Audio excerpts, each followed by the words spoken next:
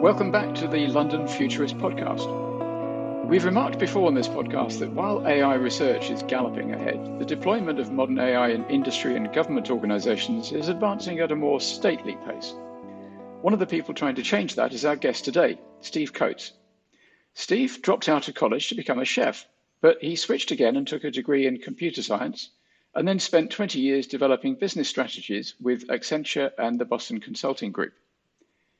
7 years ago, he co-founded an AI company called Brainnwave, and he says its core idea is something called decision intelligence. I'm sure we'll get into what that is. The name Brainnwave has two N's to denote neural networks. Steve, welcome to the London Futurist podcast. Thanks, Callum. Good to be here. Thank you. It's great to have you here, Steve. Looking forward to a stimulating conversation. No, me too. So, Steve, perhaps you could kick us off by telling us how you got involved with AI. It's been an interesting journey. Before AI became popular, it was always advanced analytics. Working for companies like Boston Consulting Group, that's their bread and butter, but normally it's done by hundreds of consultants working very, very long hours into the night to pull together complex data and try and find insights in that data to advise their client. The rise of the cloud technologies really intrigued me at that time.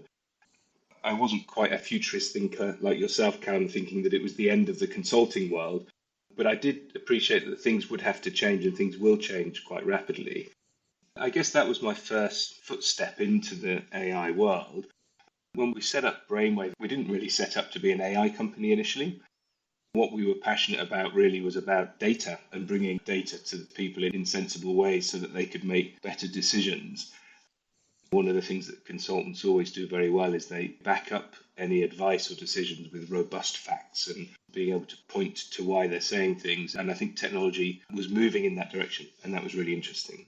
So when we first set up Brainnwave, it was actually in its first incarnation more of a data marketplace.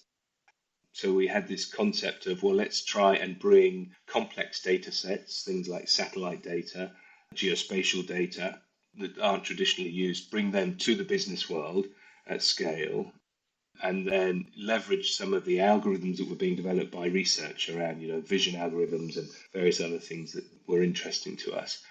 But actually what we found in that early concept is that the clients weren't quite ready to receive that type of thing. So we kept coming up with this, look, that sounds fantastic, but we don't have the internal capability. I mean, 7 years ago, data scientist wasn't the sexy job title that it is today. It was still very much in the realms of academia. And so we sort of evolved like most startups when you're trying to find that product market fit. And it gradually became more and more connected with AI because actually it's about what you do with the data that's important, how you convert that data into something useful. And once you've built the tech stack that can analyze and process that data, then AI algorithms become really interesting because they can do that much more efficiently than humans can. So it was more of an evolution. So when you started, am I right in thinking that you were using public data sets to help companies, and now you're presumably using companies' own data more? Which tends to be more useful, the data the company holds themselves, proprietary data, or public data sets? In the early days, yes, it was public, but it was also working with companies that are specialists at creating data. So these market analyst companies, satellite companies like Airbus were some of our early partners. That data is much more valuable, or was much more valuable than companies' internal data, because it's their business. They are in the business to create insight. And I think back to one of our early clients in the engineering services business, the global account manager for BP. His question was quite simple. What are we doing globally with that account? And it was very difficult internally to get that data because it existed in finance systems and CRM systems and spreadsheets and people's heads. But actually, we had a partnership with an analyst company that analyzed the industry, and they knew better than that client what projects they were working on globally. So by connecting into that market data, you accelerated that insight rather than their initial approach was, well, how do we connect up all our systems to figure out what we're doing globally? Yeah, I can see how in the oil industry that would make sense because it's such a big industry and there are so many very, very large players that a sub-industry grew up to collate data about the industry. And it had much more information about each company, even though those companies were huge and invested a lot in their data than the individual companies did. But in general, I've heard it said that companies might not need to use the humongous data sets that Google and Facebook and so on have access to, have privileged access to, because actually their own internal data is incredibly useful and they can operate with much smaller systems than GPT-3 to use that data to great effect. Is that your experience? I think that's true. I think over probably the last 3 years, companies are getting much smarter about their data. And I think the trend has been, how do you extract that data that's locked into these individual systems and silos? And that's really where cloud technologies have come to their fore. It's sort of an evolution of the concept of a data lake. Watching that evolve over the last 10 years has been fascinating because when data lakes first came to the fore, everybody plowed millions and millions of dollars into creating them and very quickly realized that they just became swamps because they just dumped these mass data sets into the cloud. Stephen, I've heard the phrase, if only we knew what we knew. In other words, there is knowledge known somewhere inside organizations, but it's hard to take full advantage of that. What you're talking about seems to play into that idea. But I wonder if you can give us more examples of the kinds of ways in which you have helped companies, oil companies or mining companies. How did the decisions your systems were able to help people with come about? That's a good question, Devin. So let me give you a few concrete examples across different industry segments. Starting off in the energy sector, so a big client of ours is a company called Aggreko. I know they don't mind me talking about them publicly. We've been working with them for about 5 years. Actually, there were two key areas that initially changed the way they thought about business growth and targeting opportunities. So first, in the mining sector, their salespeople had very clear ideas about what made a good customer for them. For those that don't know, Aggreko sell mobile power generation units, typically to things like oil and gas rigs or mining sites, or even powering big one-off events like the Olympics or even the World Cup, I think. Trying to find those opportunities is about 5 or 6 key things that they need to understand. Things like, how far is this asset away from a power source? And what stage is that asset in its own growth path? Is it expanding? Is it in production? Is it on hold? And then some more tangible things like financial data. What's the debt ratio of the owners? Do they have a propensity to rent solutions or spend capex? All of these things exist in data sets. They exist in things like Bloomberg data sets, in mapping data sets. And we were able for the first time to bring that all together into one platform and create that optimization algorithm that focused in on the things that are most important for that company. So for the first time globally, they could ask questions like, what are the top 100 mining assets that we should care most about, and have a picture of that. It was a game changer in the way that they thought about business development, because actually they saw the markets changing and traditional sales methods relying on relationships and conference networking and stuff was changing rapidly. Data really was the key to them to unlock those opportunities. A slightly different example, but in the same companies in the oil and gas sector, this is probably closer to a real implementation of AI, and this was looking at gas flaring. Those in the industry know that you can use satellite images to detect gas flaring. There is an open source data set available from a NASA satellite that takes a nighttime image of the Earth. And there are data scientists that have created vision algorithms that analyze those nighttime images to pick out heat spots. And a gas flare has a particular type of signature that can be picked up by these algorithms. Interestingly, they can even predict to a fairly high degree of accuracy the amount of gas that's being flared. So that's all interesting, and we were aware of this. We know that the World Bank do this on an annual basis, but actually in a business context, we wanted to know, well, can you bring the granularity of that down from an annual study into a daily study? Because the images are every 24 hours. And this is actually where the concept of decision intelligence starts to come in. So this is a good example to use there. Yes, we were able to take that daily satellite, put it into the platform, analyze it, pick out these spots. But then actually being able to assign that to an operator requires an entirely different data set that understands where these assets are and who owns those assets and who the ultimate owners are. You tie that AI, the vision algorithm that's picking out these spots and guessing where these gas flares are, to the owners of those assets. And then how do you make that useful? Well, you tie it into a business process. And this is where decision intelligence, the concept, comes in, because it's a practical application of AI. So you take it out of the theoretical study space and you say, well, that needs to exist in a sales pipeline. So our salespeople in the oil and gas sector, they need to know who's flaring gas, how much they're flaring, at what volume and over what time period.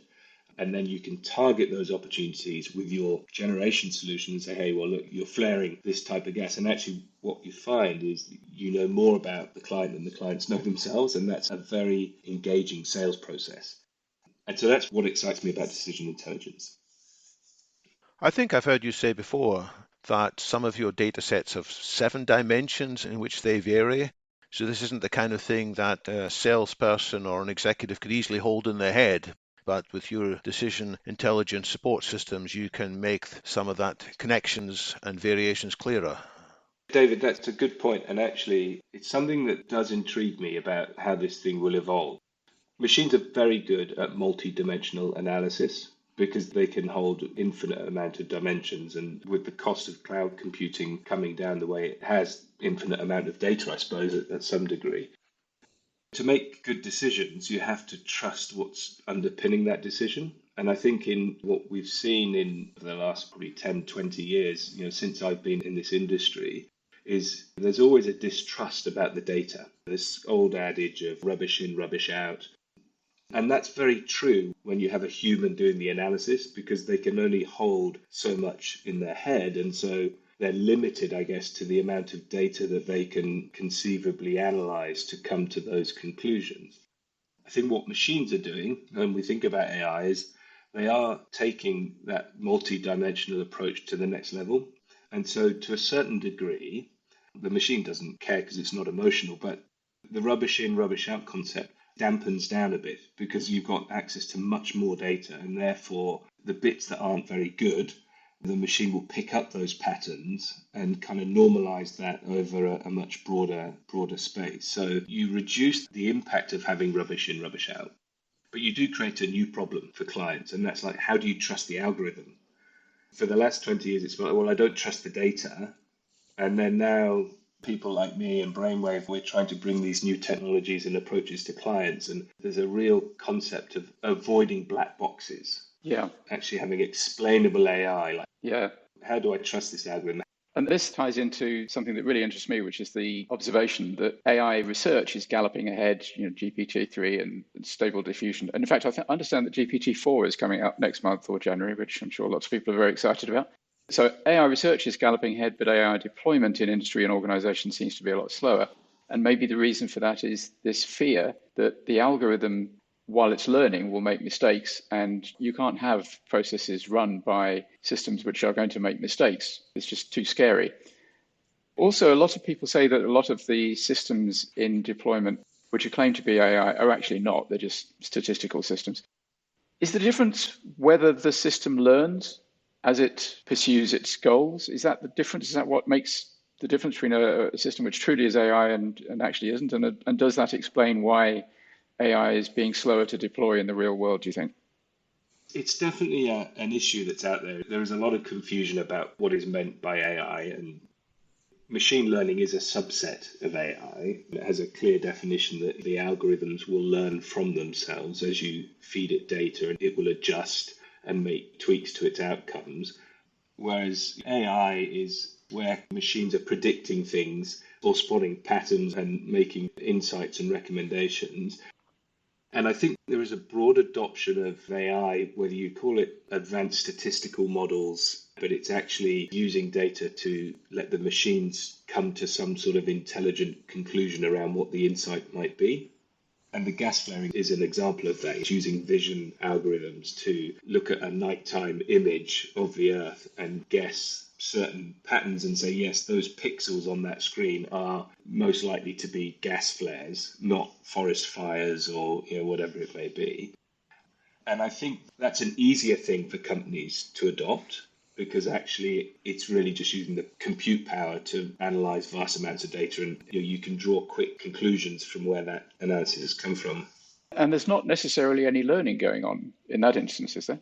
Well, other than a lot of these vision-based algorithms, they're built off the back of things that have been trained in that sense to pick out those types of images. So it's always important when you think about AI, you need vast amounts of data so that you can do training algorithms, you can help the machine learn what it needs to learn, and then you can forward predict. An example of that in industry, a slightly different example, was with a shipping client who had 20 years plus of operational data on ships.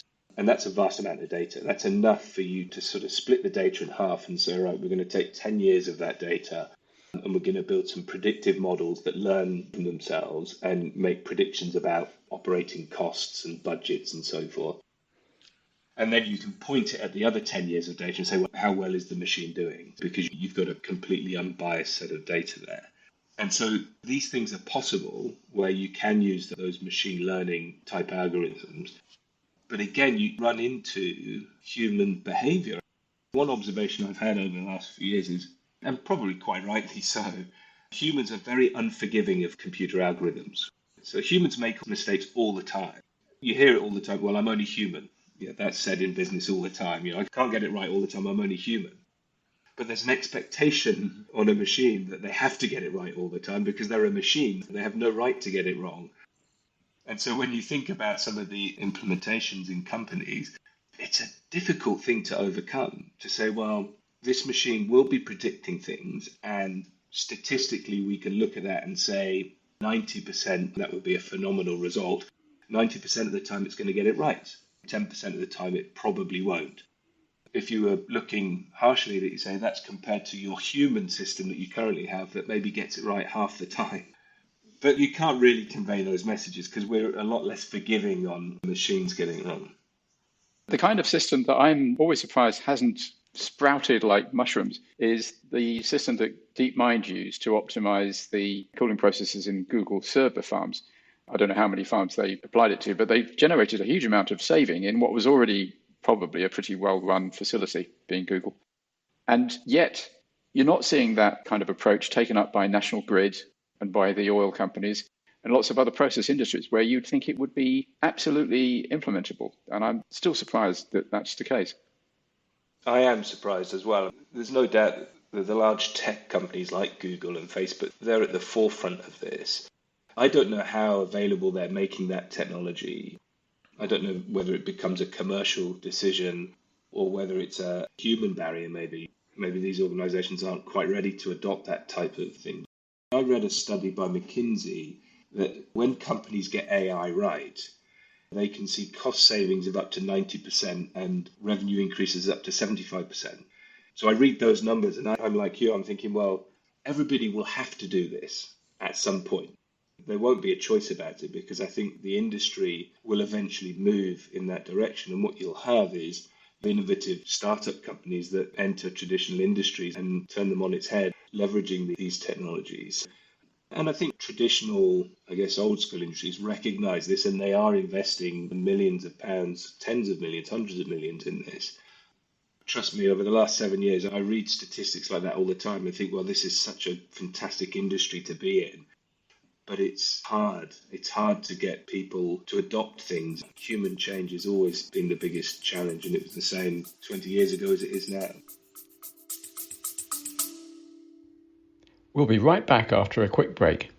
The People in Performance podcast offers insights into the strategic competencies, behaviors, and results needed to increase the performance of employees and leaders. The show looks at all areas of the world of work, including attraction and recruitment, onboarding, training, and succession planning. Tune in to get a better handle on the stages of workforce planning you need to master in order to guarantee long-term success in a rapidly changing world of work. New episodes drop each week. Check out the latest People in Performance episodes on your podcast platform of choice. Follow us on socials and read the latest articles at pppod.com. So how do you get your clients to trust your algorithms? Because I can imagine they'll say, well, I see these statistics, but they've been cherry-picked. They're the best cases. What gets published is the few cases when the predictions are wonderful. People don't similarly publicize their failure cases.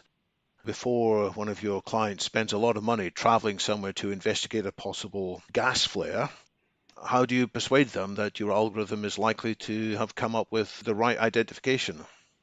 That's such a good question, David. We probably put twice as much effort in explaining things as we do in actually building things in the first place. So if I think about what our data science team do, A lot of the work when we do, particularly when we do initial engagements with clients, like anything, when you build a relationship and you work with a client for a long time, that trust becomes apparent. And sometimes clients can be too trusting in the sense of they believe that Brainnwave might have all the answers and are happy for us to guide them. I think what it takes is we spend a lot of effort explaining the algorithms. So actually building models and visualizations that unpick the elements that are making the predictions to try and explain what's going on. But often that is a challenge.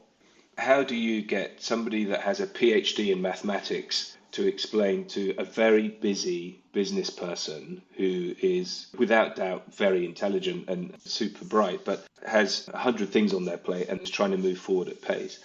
There's a lot of time taken in trying to get that message across and explain what's going on. I think when you find good data scientists, they're the ones that can tell stories around the data that average human beings can understand, or probably a better way to say it, human beings that don't have a lot of time on their hands can get the concepts quickly and can therefore build trust.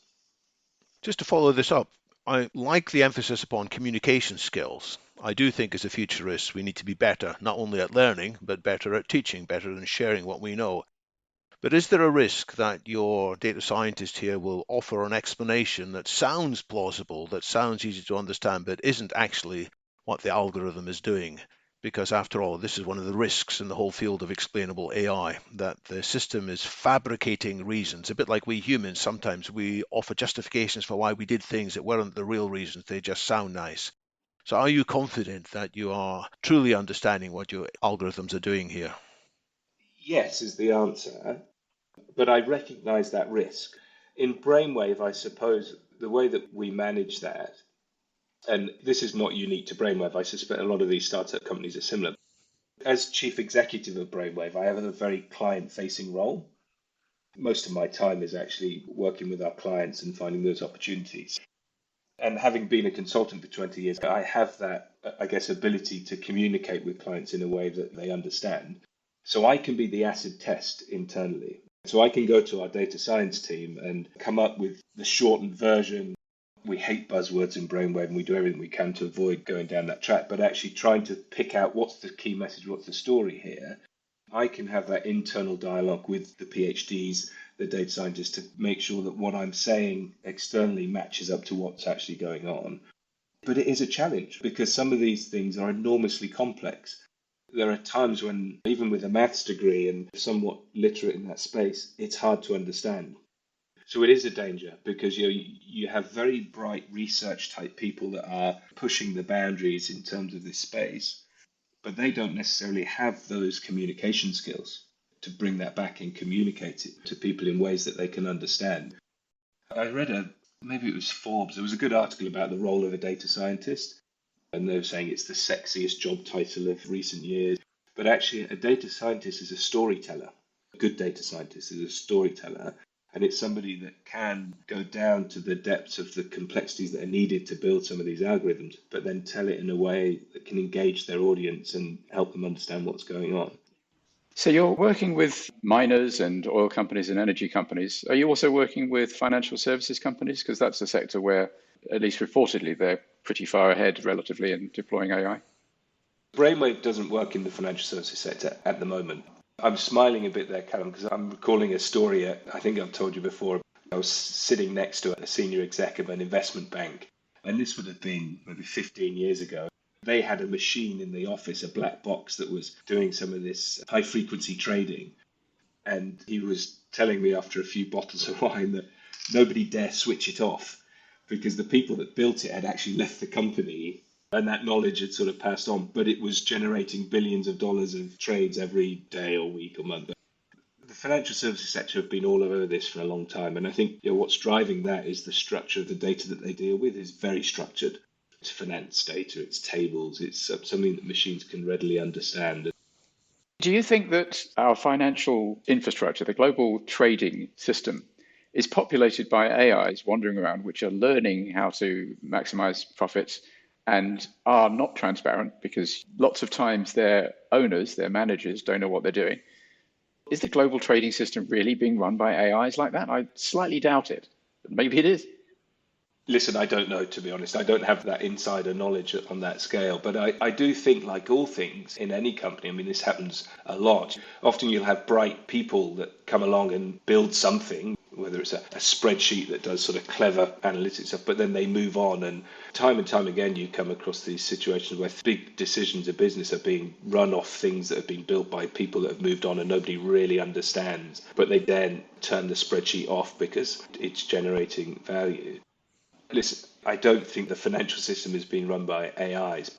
No, it's hard to believe. I mean, it's a very, very heavily regulated industry, especially after the 2008 crash, which was not due to AIs running amok. It was due to people taking silly risks and not knowing what they were doing. But it's hard to believe that the SEC looks at Chase Manhattan and JP Morgan and says, oh, that's fine. You've got algorithms which nobody has any clue what they're doing, responsible for 3/4 of the trade on the New York Stock Exchange. It's hard to believe.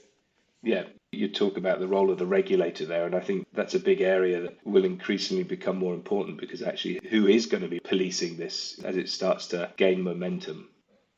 And are you welcoming more government involvement, regulations in your field, or do you think you're making a good job of self-regulating? Does anybody ever welcome regulation?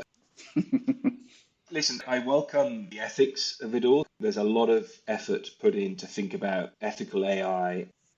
As trailblazers in this space, ethics is always at the forefront. And I think regulation can help there because it can harmonize how people think about these things.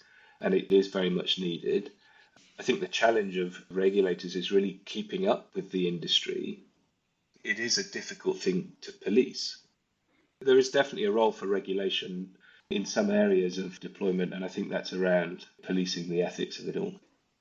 So, Steve, if there was one single message that you'd most like to convey to an executive thinking about how best to deploy AI, and very few people are doing it completely from scratch now, but what's the single most important thing people should keep in their heads? Gosh, that's a good question. I thought you were going to say decision intelligence. It definitely is decision intelligence, but I was going to try and be a bit more intelligent in the way that I said it. But yes, look out for decision intelligence. It's not really a buzzword, but it's something that I first came across about 3 years ago. I think I read it in a Gartner report initially. It's about practical implementation of AI. Don't embark on big studies or these internal programs that don't have clear business objectives that are tied to them. So a lot of the pilot work that we do, we're very diligent about thinking about what's the outcome from this. How do you measure the outcome from this? And how will it be scaled in your organization to enact change? And that's really what underpins the concept of decision intelligence. And certainly the companies that are working in this space that are embracing that concept, they're very focused on tangible outcomes. I think as an exec entering in this world, it cut through the hype, which execs are normally pretty good at doing. And when you establish programs, look for opportunities to deliver value quickly. I've seen programs or talked to friends and colleagues in industry where they're still on these massive IT change programs and AI gets washed up with the sort of digital transformation agenda, which is an ongoing evolution. But I do think that with the technologies that are available today, that we're leveraging, that others in this sector are leveraging, you can work with small companies like Brainnwave in ways that you couldn't before and test things out, try and get to value quickly and recognize that it's not always going to work.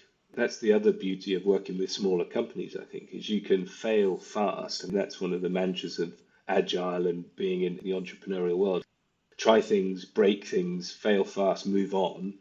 There are lots of companies out there that can help you do that in a much more economical way.